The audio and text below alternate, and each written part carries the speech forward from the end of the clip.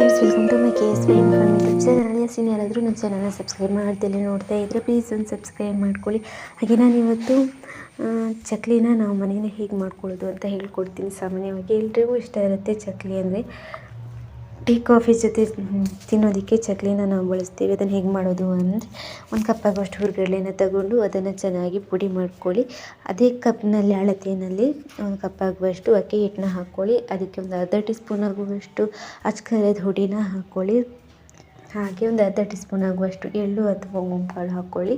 ಹಾಗೆಯೇ ಒಂದು 1/4 tea spoon ಆಗುವಷ್ಟು ಜೀರಿಗೆನ ಹಾಕ್ಕೊಳ್ಳಿ. ಹಾಗೆ ರುಚಿಗೆ ಬೇಕಾದಷ್ಟು ಉಪ್ಪನ್ನು ಹಾಕ್ಕೊಂಡು ಚೆನ್ನಾಗಿ ಒಂದು ಸಲ ಮಿಕ್ಸ್ ಮಾಡ್ಕೊಳ್ಳಿ. ಇದಕ್ಕೆ 1 ಟೀ ಸ್ಪೂನ್ ಆಗುವಷ್ಟು ತುಪ್ಪನ ಬಿಸಿ ಮಾಡಿ ಕಾಯಿಸಿ ಹಾಕ್ಕೊಳ್ಳಿ.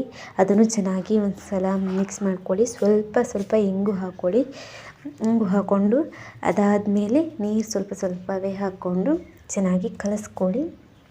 ಚೆನ್ನಾಗಿ ಗೋಧಿ ಹಿಟ್ಟನ್ನ ನಾವು ಹೇಗೆ ಕಲಿಸ್ಕೊಂಡು ಉಂಡೆ ಮಾಡ್ತೀವಿ ನೋಡಿ, ಆ ಹದಕ್ಕೆ ಬರಬೇಕು. ಆ ಥರ ಕಲಿಸ್ಕೊಂಡು ನಾವು ಚಕ್ಲಿ ಮಾಡ್ತೀವಿ ಅಲ್ವ, ಆ ಪಾತ್ರೆಗೆ ಹಾಕ್ಕೊಂಡು ಕಾದಿರೋ ಎಣ್ಣೆಗೆ ಚಕ್ಲಿನ ಬಿಡಿ.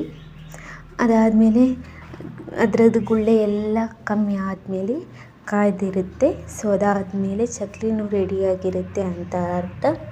ಅದಾದಮೇಲೆ ನೀವು ತೆಗೆದು ತಿನ್ಬೋದು. ಹೀಗೆ ನೀವು ಮನೆಯಲ್ಲೇ ಚಕ್ಲಿನ ಮಾಡ್ಕೋಬೋದು. ಅಂಗಡಿಯಲ್ಲಿ ತರೋ ಅವಶ್ಯಕತೆ ಇಲ್ಲ. ಮನೆಯಲ್ಲಿ ಮಾಡಿಟ್ಕೊಂಡು ಡಬ್ಬದಲ್ಲಿ ಇಟ್ಕೊಂಡ್ರಿ ಅಂದರೆ ಬೇಕೆನಿಸಿದಾಗ ನೀವು ಮಾಡಿ ತಿನ್ಬೋದು. ಸೊ ಇಷ್ಟ ಆಯಿತು ಅಂದರೆ ಲೈಕ್ ಮಾಡಿ, ಶೇರ್ ಮಾಡಿ, ಕಮೆಂಟ್ ಮಾಡಿ.